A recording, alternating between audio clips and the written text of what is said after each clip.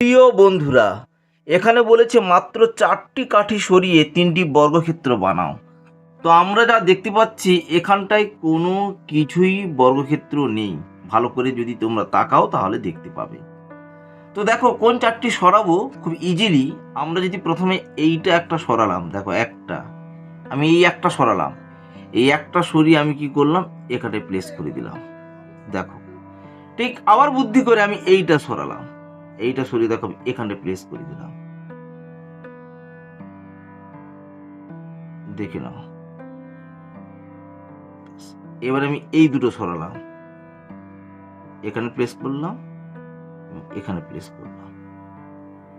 এবারে ভালো করে তাকাও তো, 1 2 3, 4টা কাঠি সরিয়ে আমি 3টি বর্গক্ষেত্র বানিয়ে ফেললাম। Thank you.